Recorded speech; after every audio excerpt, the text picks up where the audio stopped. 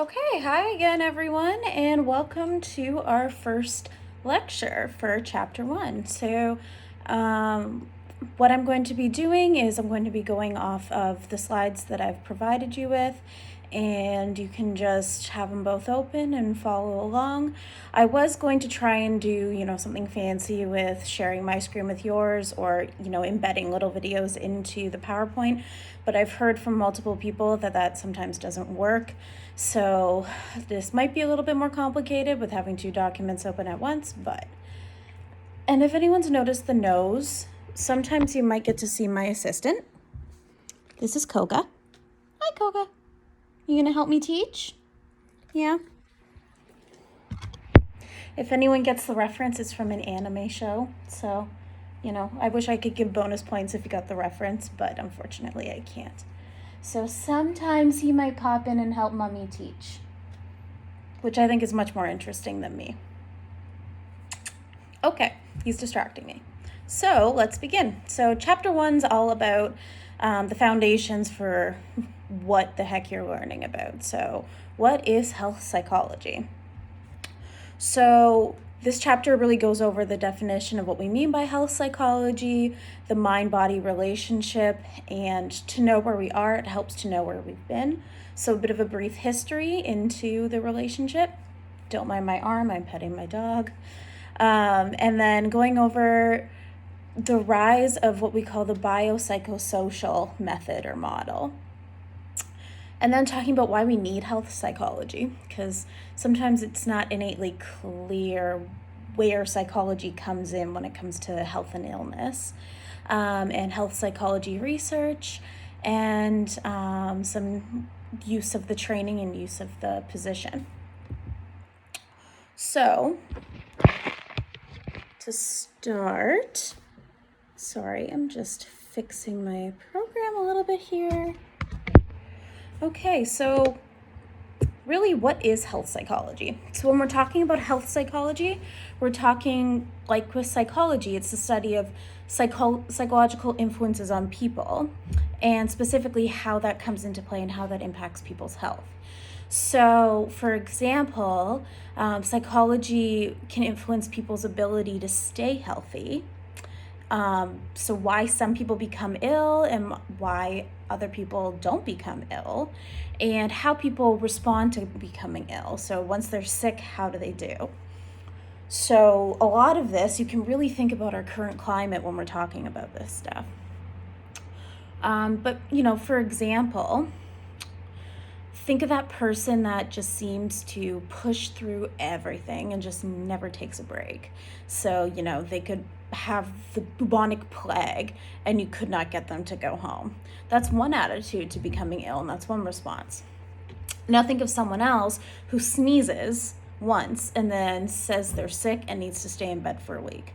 That's another response, and psychology kind of looks at the difference between those responses and what factors are coming into that difference. Now, people respond to things differently, and this extends to our health, so we look at that relationship. And psychology can look at why some people get ill and some people don't.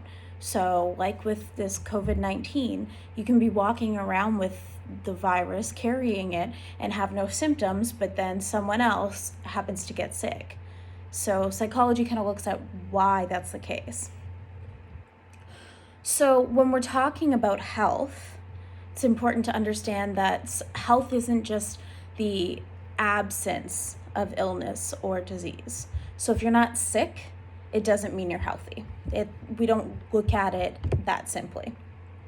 So instead, we look at health as a complete state of well-being, so including physical, mental, and social states. So our optimum state of health, if all of those states were as good as they could be, would be known as wellness. And depending on the model or your belief system, wellness can be expanded to include a lot of other things. So sometimes those three factors of physical, mental, and social still don't cover it. And you can expand on it further to include other aspects like emotional health, environmental health, and spiritual health. So environmental health, I like to use the analogy of The Sims. when we talk about the things that we need with our health. And I might be getting old now, but I feel like The Sims have really kind of resurged with the pandemic. So if you think of The Sims, when your little dude is really, really hungry, sometimes they'll refuse to go to work, or like because they literally can't function. So that's an example of a health deficiency in one area. But environmental, if the house has no windows or no pretty stuff, they're still not healthy, and there's that bar for like environmental or something that they're really not happy with. So that could be another area of health or wellness. So basically it's everything going together. So health psychologists study issues related to health and wellness and develop interventions to help people get well and stay well. So for example, a health psychologist might study why a smoker continues to smoke even when they know that smoking jeopardizes their health in a lot of different ways. Like, we know this. There's ugly pictures on all of the cartons of cigarettes. But why do people still do it? Why do people do things that they know isn't healthy? So without judgment, we look at these kinds of things, because understanding these behaviors is necessary to develop interventions to help people correct these behaviors, or even prevent them from starting in the first place. So going on to the focus of health psychologists, in addition to researching aspects of health and wellness, health psychologists focus primarily on 4 main areas. So health promotion and maintenance, prevention and treatment of illness, etiology and correlates of health, illness and dysfunction, and improvement of the healthcare system and formulation of policies of healthcare. So when looking at health promotion and maintenance, this includes methods to promote healthy behaviors, encouraging people to engage in healthy activities and to maintain these behaviors long term. It's so easy to make a New Year's resolution to drink lots of water or exercise every day, but how long do those behaviors actually last? So looking at ways to maintain things, so to quote all the fitness industries, it's not a diet, it's a lifestyle. Looking into how to make it a lifestyle long term. So for example, a health psychologist may investigate ways parents and caregivers can guide and encourage their children to develop healthy habits like food and exercise as they grow up. So this area of health psychology can include developing media campaigns to promote healthy behaviors. So with prevention and treatment of illness, health psychologists can teach people how to manage stress and to, in doing so, avoid health risks. So if you think about exam season, everyone's got a cold. It's like the exam rooms are quiet except for the sound of sniffling, sneezing, coughing. So we'll later discuss how stress can impact your health and the psychological concepts of stress. But when you're stressed, that impacts your immune system and it's harder for you to stay healthy. So a health psychologist can work with individuals in high stress environments to help them manage their stress, and this might help prevent illness. If we know that stressing people out makes them more vulnerable to becoming sick, then maybe if we help them manage their stress, they're less likely to get sick. Also, treating illnesses that already exist is something health psychologists are involved with. So they can work with people to help them follow their treatment regimen, problem solving issues that come up along the way, identifying potential barriers to treatment. Because sometimes our treatment plans are not fun and sometimes they're not short term, especially when we're dealing with more chronic illnesses. A treatment plan might include things that are pretty difficult to do and it's going to take a while. So a health psychologist can come in and help you mitigate that. So etiology refers to origins or causes of illness. Health psychologists can investigate the social and behavioral factors that contribute to health and wellness and how this relates to illness. So for example, they may investigate how alcohol consumption relates to health and illness, or how social isolation impacts health.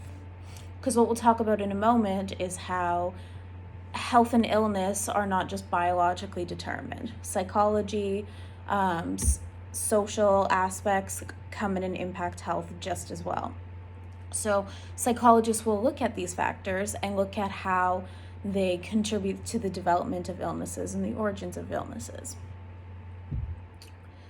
And lastly, health psychologists study the impact of health institutions and professions on people's behavior and use that data to develop recommendations for healthcare systems.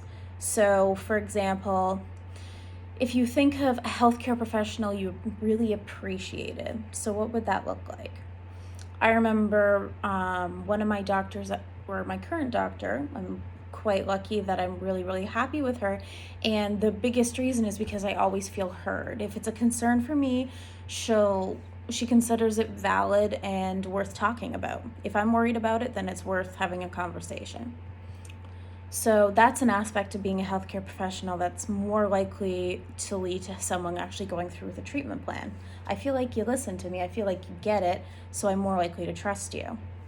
Now, if you think of a healthcare professional that you weren't happy with, like I can think of a doctor that I had when I was in my early teens, and it seemed like she just kind of breezed through the room. The second that she started to talk to me, she was already halfway out the door going on to her next thing.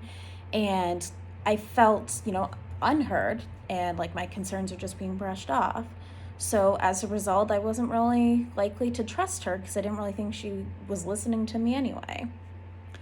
So the way that healthcare professionals interact with their patients and their clients definitely impacts the response, which means it might impact our stress, our health, our wellness, whether we follow treatment plans.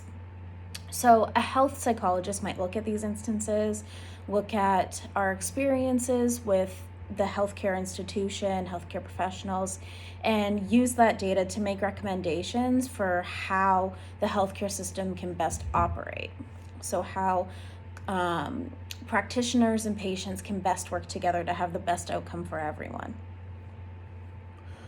So it sounds like health psychologists do a lot of stuff, but where did it come from? Why do we need this sector of psychology to study health?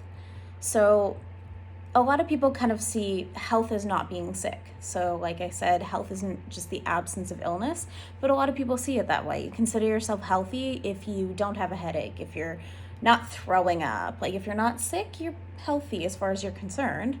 And a lot of this is because those psychological and social factors aren't clear and aren't obvious contributors to health. Like I just said, it's pretty obvious if you're throwing up that you're probably not the healthiest you've ever been. That's pretty obvious. Now, psychological and social factors, like I'm really isolated right now, I'm living alone and I can't even go outside. That might be obvious in itself, but how that connects to our health may not be so obvious. So you can think of other scenarios that aren't super clear-cut, and without understanding psychological and social factors, they're pretty hard to really understand. So like I said earlier, if you think about, especially with the pandemic, why do some people only carry the COVID-19 virus, but others become ill? Or if 3 people ate the same dish of bad food and 2 of them got sick, but 1 of them didn't, why? Or married men live longer than unmarried men, statistically speaking, on average. Or involvement in spiritual needs seems to be good for your health and lead to better health outcomes.